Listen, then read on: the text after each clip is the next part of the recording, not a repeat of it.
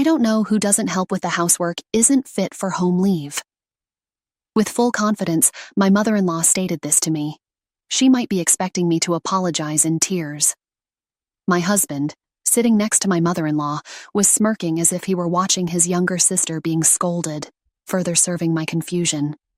Seeing his attitude, I felt my emotions become surprisingly calm. "I'll leave then." Without a hint of hesitation, I replied. Whatever becomes of them is no longer of any concern to me. In that moment, it became clear.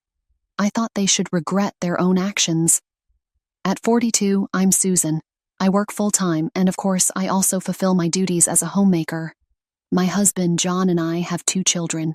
One is a college student, the other is working. The children have already moved out and become independent, and John and I were supposed to be enjoying our life together. But now, we are living with my mother-in-law. After the children left the nest, we started living with my mother-in-law who lost her husband. The peaceful life I dreamed of with my husband has completely changed due to living with my mother-in-law. My job is demanding, and overtime is frequent. It's not uncommon for me to get home after 8 p.m. Lately, I often find myself feeling frustrated with the scene that greets me when I return from work. The living room floor is cluttered with remnants of snacks and discarded clothes. My husband is sprawled out on the sofa, watching TV and drinking beer, leaving the room a mess. Even when I come home, my husband doesn't bother to look at me. No preparations have been made for dinner, and I can't help but let out a big sigh. Avoiding the trash scattered on the floor, I head to the kitchen as always, and quickly started preparing dinner. Once my mother-in-law realizes I've returned, she sticks her head out of her room and into the living room, and so begins her one-sided sermon directed at me. "What time do you think it is now? I'm starving to death. You're not a man, but you're always saying overtime, business trips, and not taking care of the house. You're not a good housewife," she accuses, using my late returns as a reason. She finds fault with every little thing that displeases her and blames me. In such situations, all I can do is to leave her alone until she is satisfied. Arguing back or defending myself would only make things worse.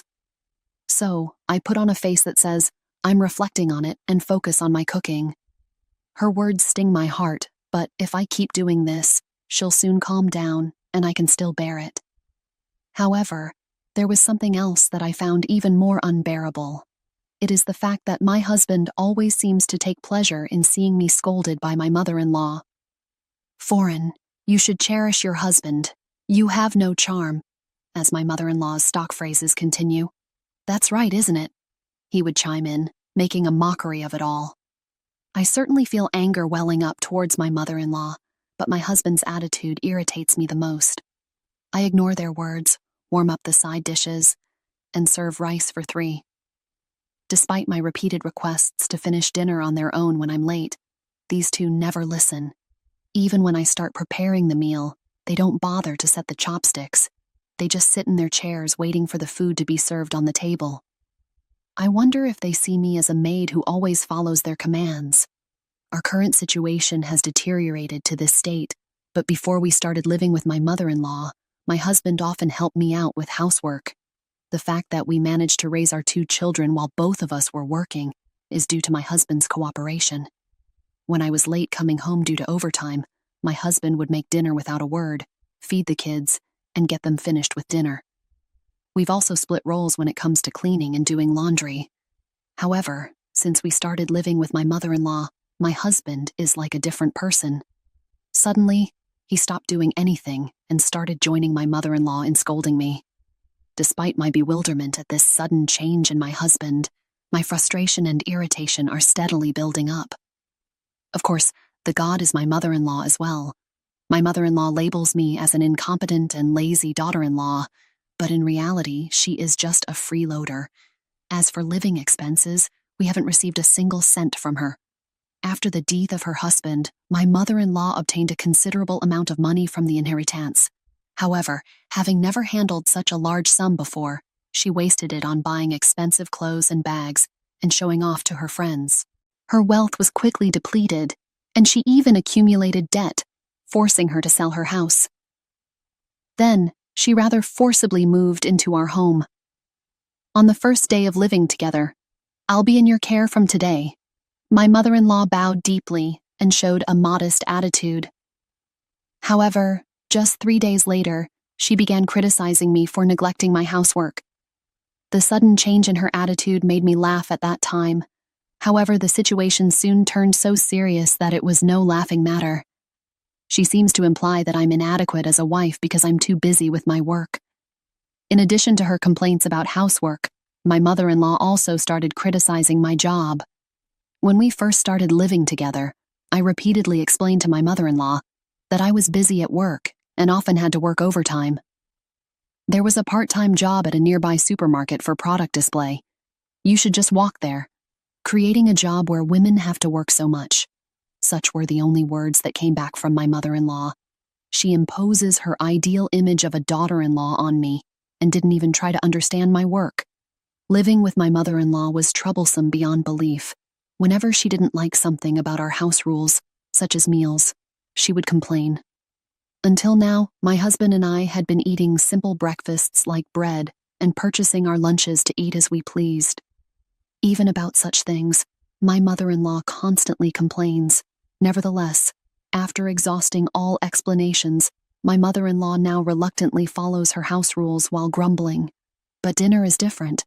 Dinner is strictly at 6 p.m. There need to be at least 3 side dishes. The whole family should eat together. That's what a typical family is like. If you can't do that, you should quit your job, my mother-in-law insists adamantly. When it comes to dinner, my mother-in-law absolutely refuses to compromise and sticks to her guns. To begin with, my company's official hours end at 6 p.m. It's impossible to have dinner at home with everyone at 6 p.m. If I were to quit my job for that reason, our household budget would be in a dire state. Is it because your husband John's salary isn't enough? How terrible of a woman you are to shirk housework and blame your husband, she accuses. Even when I explained that I work for the sake of our household finances, my mother-in-law is not convinced. Looking to my husband for help was no use. "Mom, calm down. She's always been inefficient at various things. She'll get the hang of it eventually. Just forgive her for now," he would interject, not defending me, only making irrelevant follow-ups. My husband seems to revel in the idea that he is an understanding, tolerant, and kind husband who can't handle housework. This attitude further irritates me. When we first started living together, my husband sided with my mother-in-law instead of me, and I was disappointed. After that, they both began to treat me harshly, as if they were conspiring against me. If I try to get my husband to help with housework, my mother-in-law firmly stops it, dictating that it's the wife's job.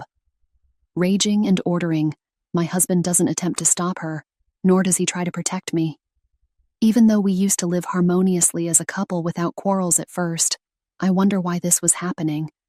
But after seeing my husband smirking every time my mother-in-law yelled at me, I understood. My husband probably had a complex about the fact that I earned more than him. Truth be told, he didn't want to do the housework either, but he couldn't complain because there was a point in the household. I think he was just enjoying it all this time. When my mother-in-law moved in, she would reprimand me, saying, "Isn't John the head of the family?" Seeing me getting yelled at, he must have felt a sense of exhilaration. I was finally able to realize how narrow-minded my husband, who I had been with for so many years, was. After that, I had days filled with worry about what to do. My mother-in-law was still noisy, and my husband was unreliable. But remember, in the quiet days before my mother-in-law arrived, I lacked the courage to make a decision. One day on my way home from shopping, the lady next door called out to me, and an unexpected comment came out. "You should be a bit more considerate of your mother-in-law." I was surprised and asked what she meant. I can't say I like my mother-in-law, but I didn't think I was being that inconsiderate, I replied. The lady next door revealed that she had heard about me from my mother-in-law. According to her story, I don't do any housework at all. The house is dirty and cluttered. Laundry is piled up. My mother-in-law's chronic rheumatism has worsened, and she can't do housework because her body hurts and her son comes home late from work. I don't do anything, even after seeing such a situation, so we only eat bread for every meal. and my mother-in-law has been crying and complaining about the situation," she recounted. Indeed, I had not been receiving warm reactions from the people in the neighborhood recently. That's when I realized that the reason was the lie spread by my mother-in-law. My small hunched mother-in-law is good at drawing sympathy from others. She's probably playing the role of a weak mother-in-law who is enduring the terrible daughter-in-law who doesn't do housework in front of the people in the neighborhood. The lady next door stared at me with cold, accusatory eyes. I felt so embarrassed to think that our family problems were spreading to the neighborhood. "That's not true." I made a vague reply and hurried back home. When I entered the living room, my mother-in-law was watching TV and eating snacks. "Please stop spreading irresponsible rumors," I said with the momentum of rushing home. My mother-in-law laughed and apologetically said, "It's because it's true." I've reached my limit. I felt as if something snapped in my head. If she insists that it's the truth, then she can have it her way. With that thought, I abandoned all household chores from that day. The next day, when I came home from work, my mother-in-law was shouting as usual. "What's going on with dinner? Hurry up and get it ready." My husband chimed in with my mother-in-law's wars without even looking at me. Ignoring the two of them, I took out a cup of instant ramen noodle that I had stocked up and only poured hot water into my portion. With my actions, my mother-in-law turned bright red and continued to scream. "I am the worst daughter-in-law who doesn't do any housework at all, right?" I retorted. "I'm just acting as you said. What's the problem?" As I declared that and quietly slurped my instant noodles, my mother-in-law was unable to retort. She then went to my husband crying for help. Finally, when my husband came to me, I told him, "Mother has been telling the neighbors that I'm the worst daughter-in-law who doesn't do any housework at all. When I asked her to stop, she countered that it was true. So I've decided to stop doing housework. I'm going to do exactly what she has been spreading around." I let my husband hear the story from yesterday. My husband tried to soothe me with a troubled look on his face. "Mom just exaggerated the story a bit. Don't be so stubborn." Even though his own wife was being bad-mouthed elsewhere, and the cause was his own mother, he still sided with her. I didn't even feel like arguing. I threw the container of the finished cup noodles into the trash can, ignored my husband, and headed straight for the bathroom. I finished my laundry alone and took a bath. As I soaked in the bathtub, I felt refreshed, thinking I should have done this from the beginning. After all, whether I do housework or not, I'm always called a bad wife anyway. From then on, I did nothing at all. My mother-in-law made a fuss about the lack of breakfast bread. I had a day off from work. When I woke up and went to the living room, my mother-in-law ordered me to go buy bread immediately. "Why don't you go buy it yourself? I'm a bad wife, so I can only buy my own share. Also, from now on, either pay for your food or take care of it yourself." Ignoring my mother-in-law, I brewed coffee and quickly finished my meal. Seeing this, my mother-in-law returned to her room without saying a word. I felt I might have been a little too mean, but considering what I have been through so far, this was the least I could do. Afterwards, I tied up only my own space in a crowded living room and was quietly reading a book when the doorbell rang. When I looked at the monitor, there were clearly more than 5 elderly men and women on the screen, all of them familiar faces. They were not just in a bad mood, they were clearly angry. While I was puzzled, my mother-in-law sprang out of her room and opened the front door. Then the elderly people lined up in front of the entrance came into our house one after another. I was stunned in surprise when an elderly man suddenly yelled at me, "I hear the wicked woman who doesn't even prepare meals for her own mother-in-law." These elderly people were my mother-in-law's siblings and their spouses.